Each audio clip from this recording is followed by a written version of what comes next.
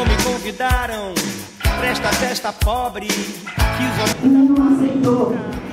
E as últimas que eu comecei, não, eu já tenho dono. E aí foi difícil. E nós precisamos e fizemos o quê? Sentamos. Chamei a Magda e o Diogo lá em Brasília. Falei, tem um jovem que é da cidade de vocês, precisamos compor. A Magda falou, presidente, está à disposição. Não foi isso, né? E foi assim, companheiro. Não foi diferente. Porque a composição era tão necessária para o Partido da Mulher Brasileira, não era necessário para aquele deputado. Porque ele poderia ir para qualquer outro partido, e mesmo se ele fosse expulso, cumpriria um mandato na próxima viria por outro partido. E daí? Ele não tem necessidade financeira. Ele está lá, não sobrevive do salário, mas ele é um dentro. É um jovem que está se propondo aí a discutir políticas sérias para o nosso país.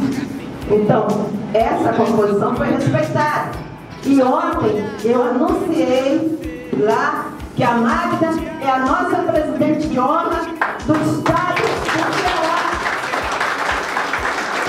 E na composição da mesa, continuo insistindo, a presidente do Estado do Ceará. Não, a partir de hoje, todos aqui presentes, quando citarem Magda Maria, é dizer a presidente de honra do Estado do Ceará, porque no Estado do Ceará é o deputado federal que hoje é o nosso líder naquela casa. E isso nós temos que respeitar.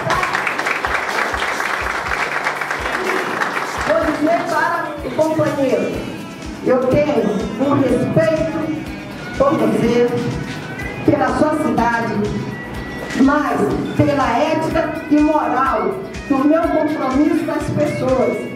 E eu tenho que fazer esse exercício por onde eu passar e dizer que nós nunca chegaremos a lugar nenhum pela emoção, temos que ir pela razão.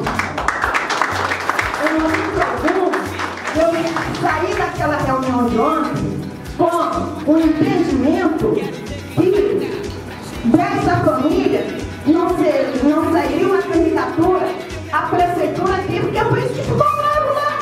Se você quisesse interromper, ela não vai me interromper não, porque ela vai ter feito ontem lá. A hora que eles apresentarem, a hora